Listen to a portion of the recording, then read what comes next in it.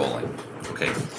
Um, Hi, I'm Stephen Colbert, and I am here to do Ask a Grown Man for Rookie.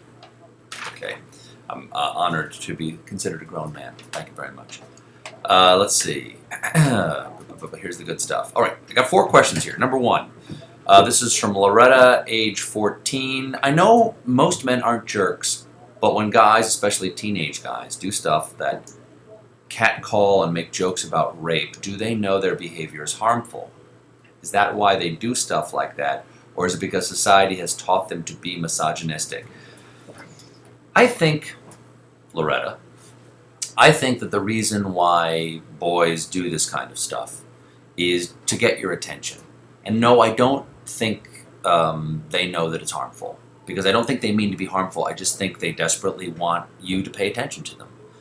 So my advice would be, if you don't know the person who's doing it, I would ignore it. But if you know the person, if the person is a friend or somebody you know, they really care what you think. It may not seem like they do because they're being so aggressive, but they actually really do care. And I would say, please don't do that because I really don't like it. And they may, blow you off at the time, but I promise you they'll remember that you said that. And for this sort of thing to stop, boys have to be educated. Does our society educate boys to be misogynistic? It probably doesn't value girls and women as much as it should.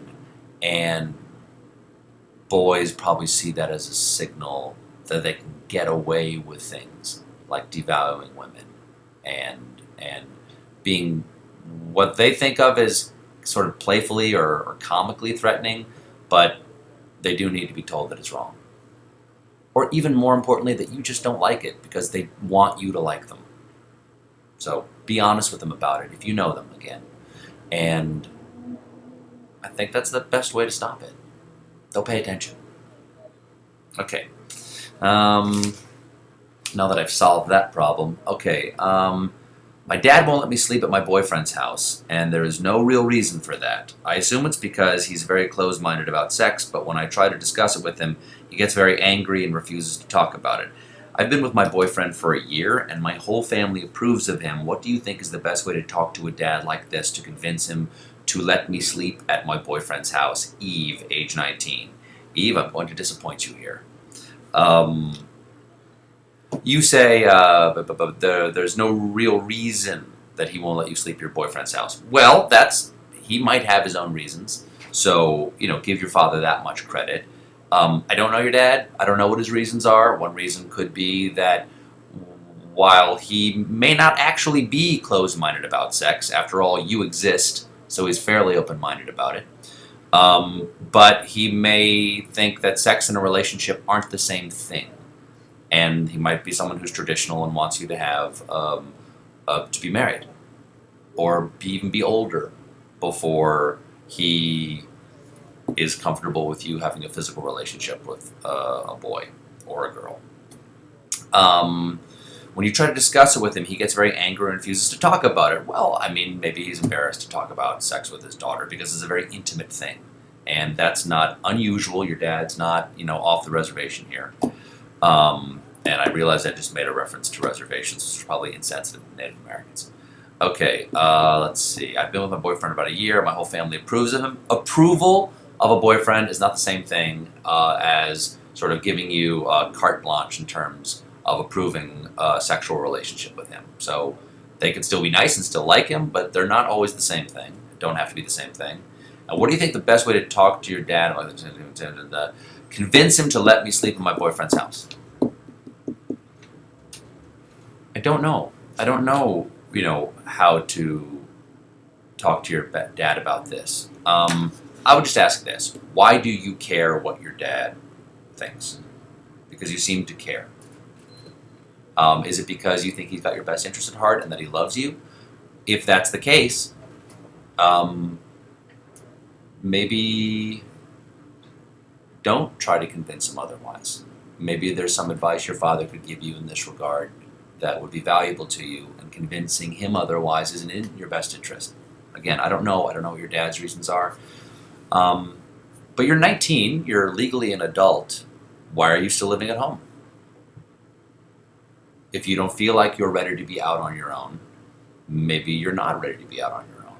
But you certainly have the right to be, and I'm not telling you to move out.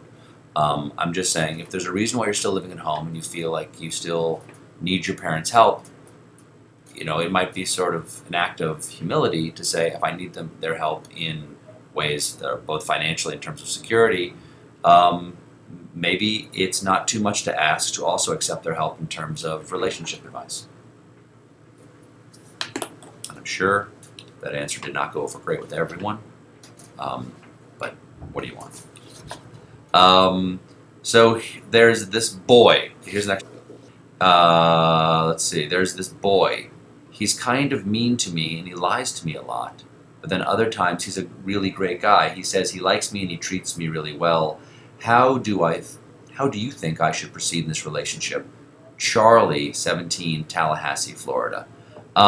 Well, there's a little contradiction in here. You say that he likes me and treats me well, but you also say he's kind of mean to me and he lies to me a lot. You led with mean to me and lies to me a lot. And then maybe you felt bad about saying that, so you said he says he likes me and treats me really well. If he lies to you and is mean to you, then he may like you, but he's definitely not treating you very well. So I would not waste my time with somebody who lies to you. Even the mean to me is easier to deal with than somebody who lies to you a lot. Because if he lies to you a lot, how do you know that he really likes you, even though he says so? Maybe he's lying about that too. I would give this person one last shot and say, don't ever lie to me again.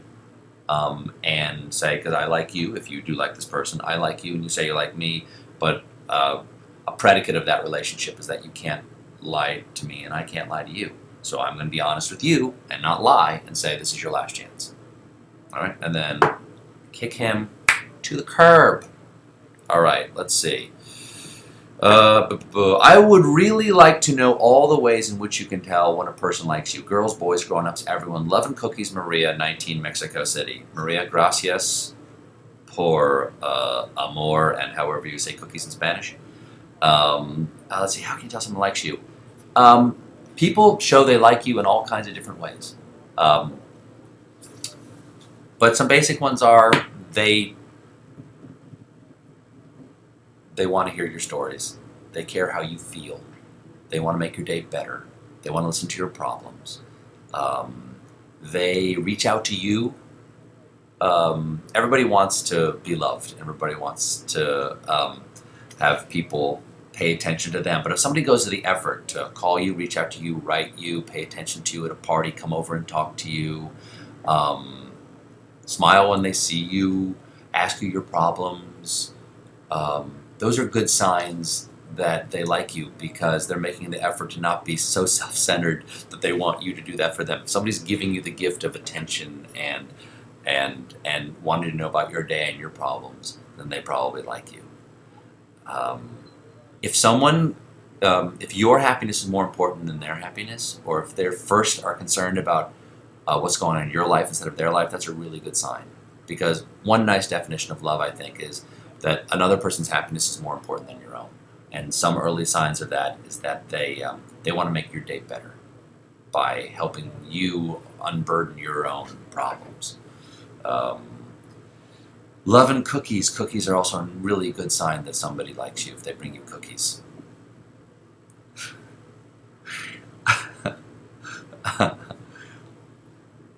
The problem is sometimes people might be mean to you, or pick on you to show that they like you, because they're afraid that you don't like them. And so they might be mean first, just to get your attention. But if someone is just paying attention to you over and over again, it probably means they like you. Because if someone really doesn't like you, they mostly ignore you. I know that's kind of a vague answer, but there are just so many different ways that affection is expressed.